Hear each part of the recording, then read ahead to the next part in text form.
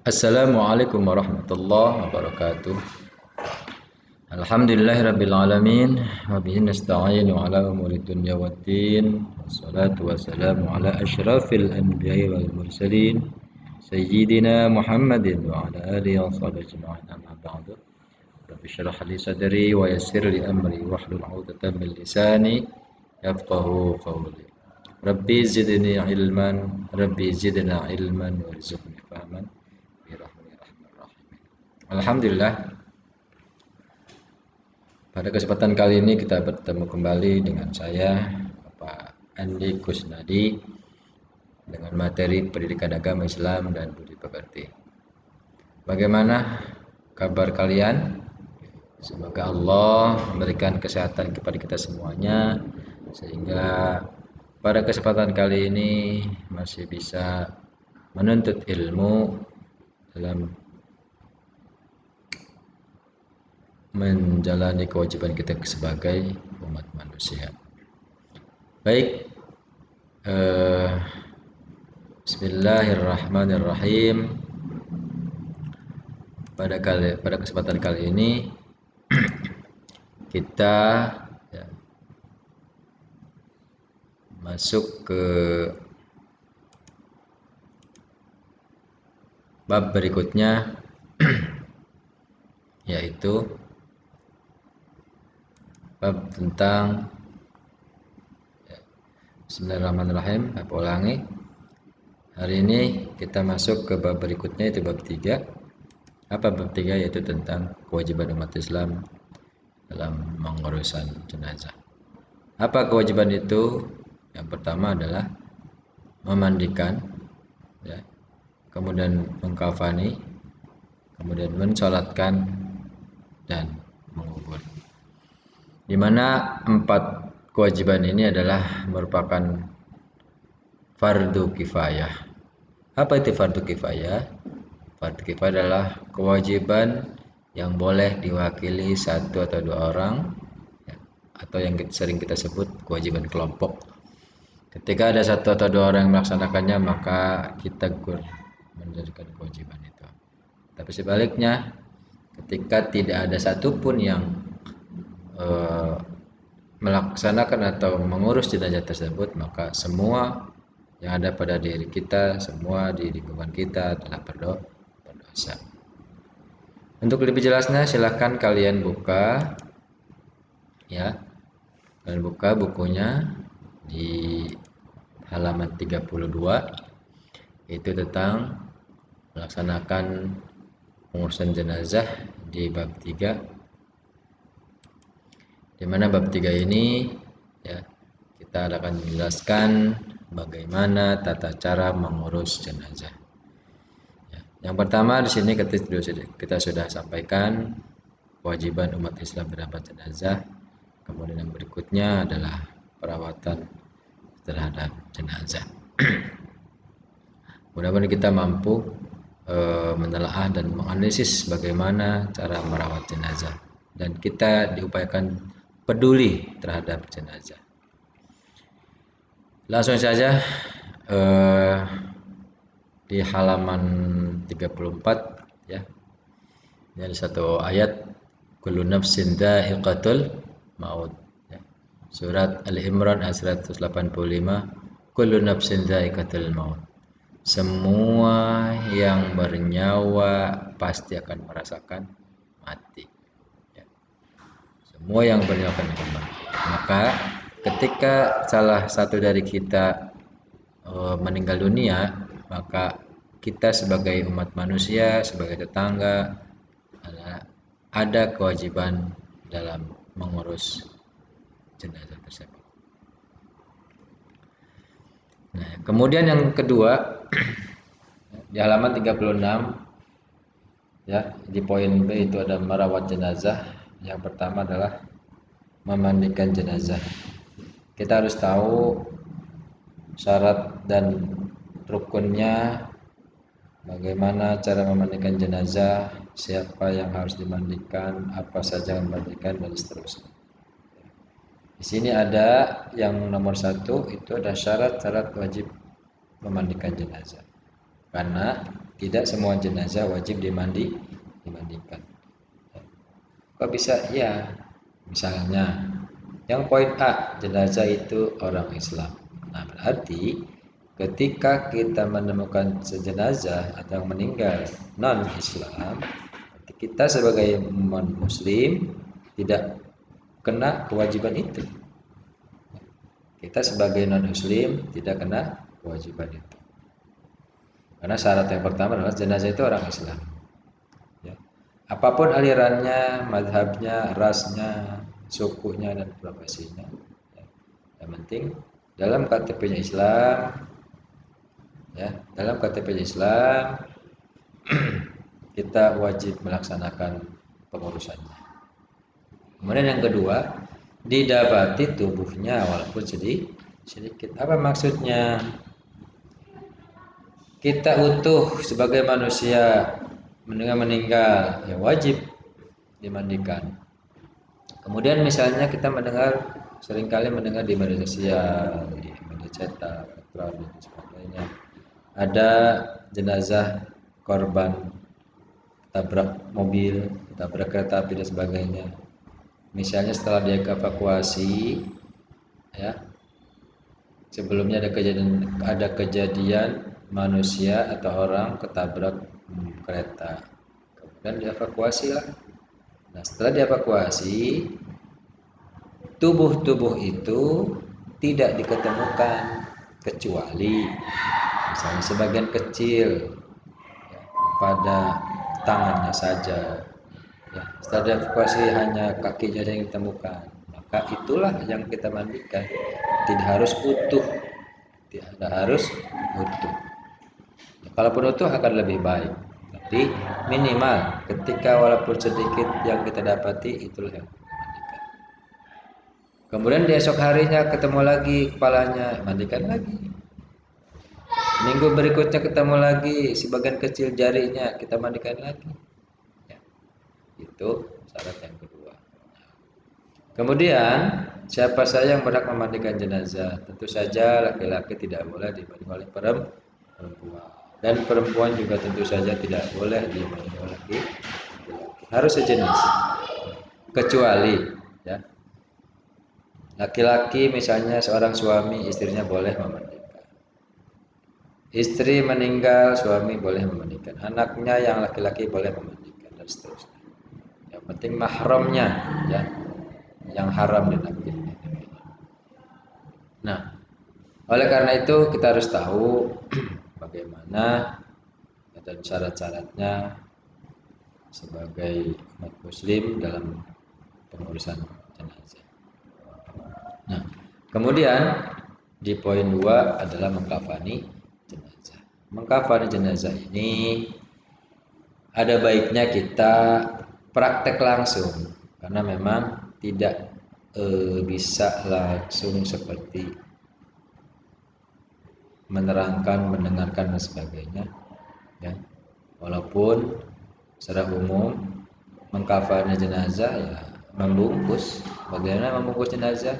Ya membungkus aja. Yang penting auratnya tidak kelihatan. Akan tetapi ada sunnah-sunnahnya, ada tata caranya. Ya.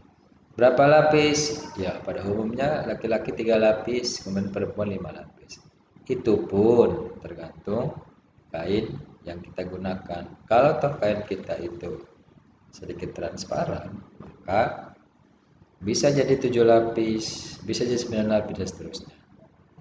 Hanya secara umum, ya, hadis yang diriwayatkan oleh Imam Muslim, berapa lapiskah kain kafan Rasulullah SAW? Jawabannya 3 lapis kain putih. Itu riwayat Sahih Aisyah. Oleh karena itu, mari kita simak beberapa tutorial atau satu tutorial tentang mengurus jenazah. Ini barangkali kita akan lebih mengena, ya, karena ada video visual, kita juga bisa melihat bagaimana cara membungkus atau memandikan jenazah tersebut. Silakan disimak.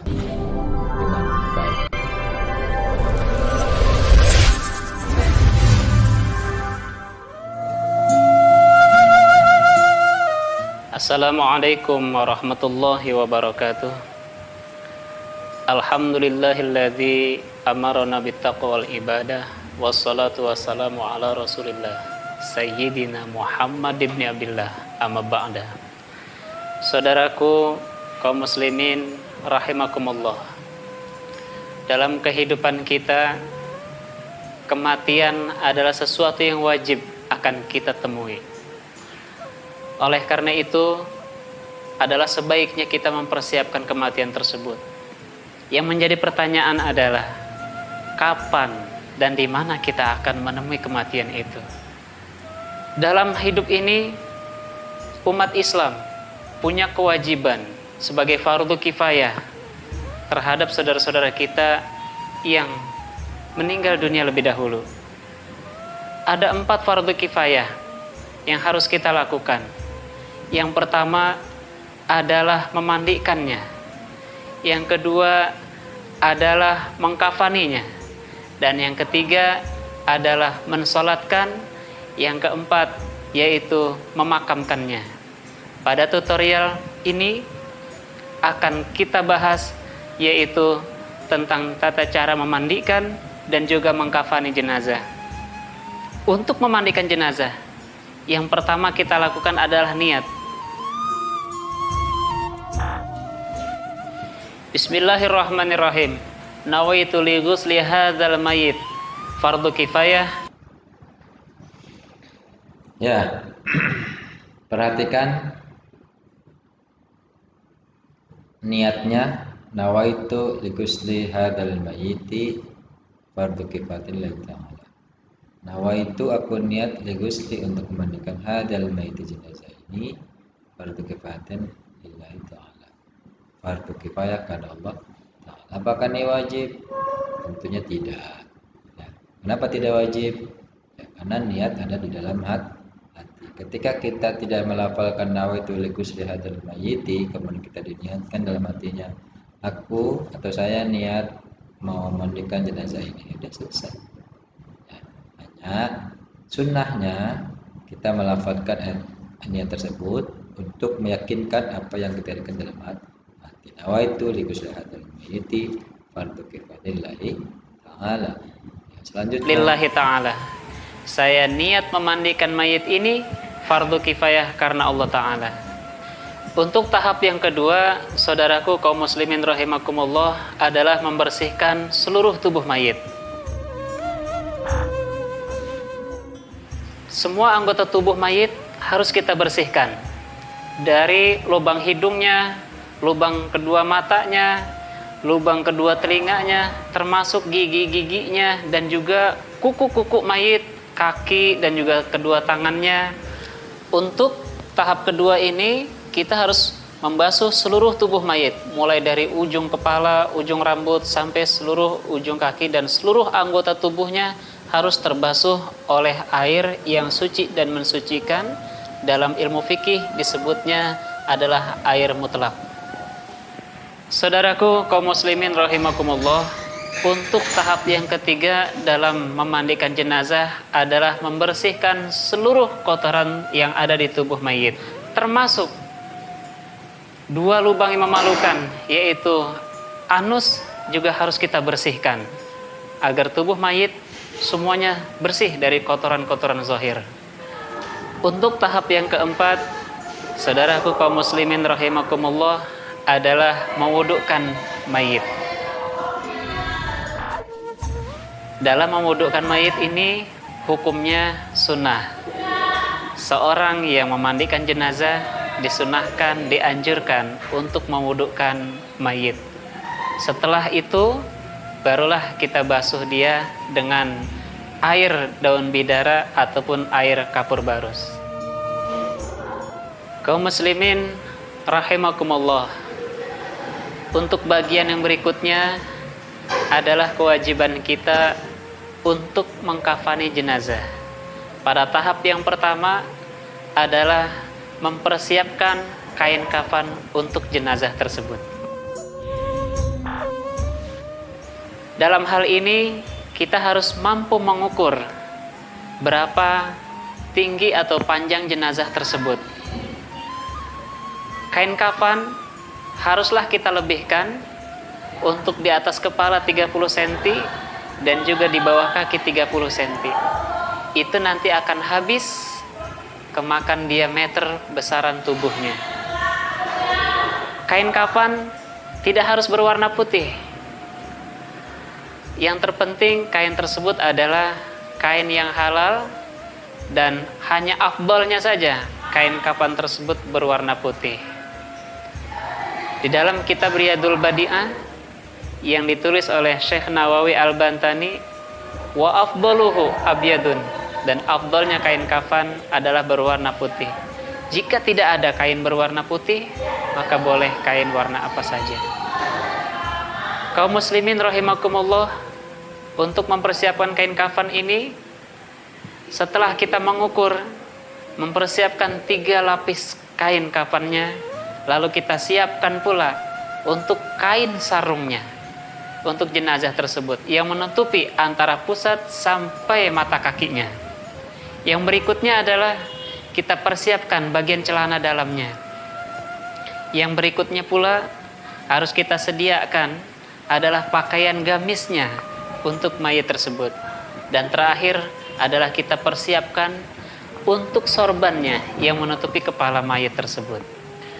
Kaum muslimin rahimakumullah, pada bagian mengkafani, tahap yang kedua adalah membungkus jenazah.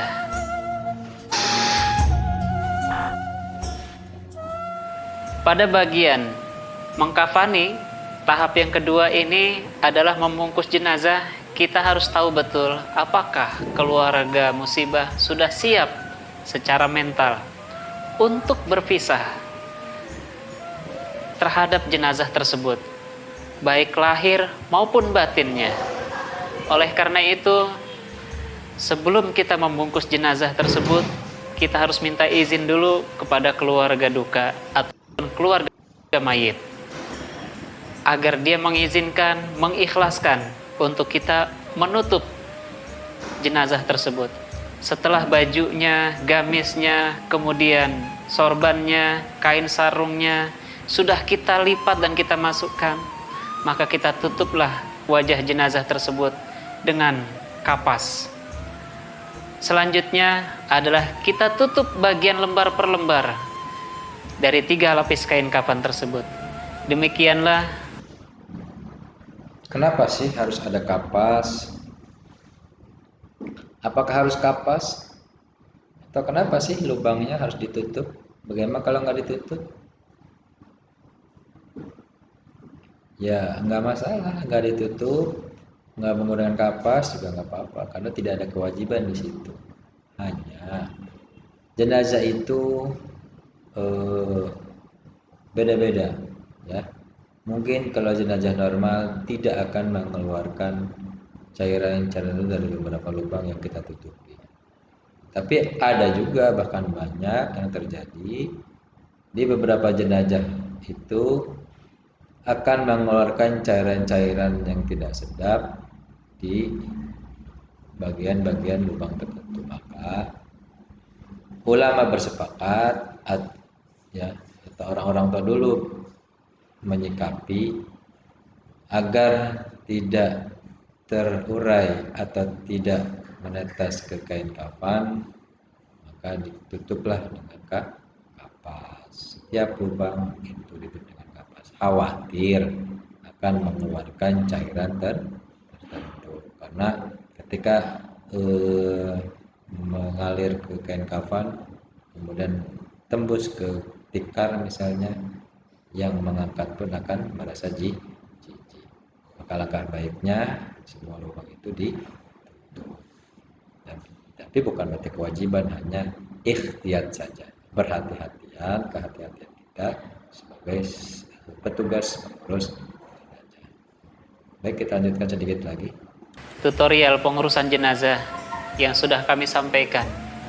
Semoga ini menjadi manfaat bagi kita semua, dan semoga Allah memberikan hidayahnya kepada kita semua, agar kita dapat patuh dan taat terhadap seluruh syariat yang sudah Allah tetapkan. Allah memberikannya kepada kita tuntunan agar kita memuliakan semua manusia. Semoga Allah memberikan panjang umur bagi kita semua.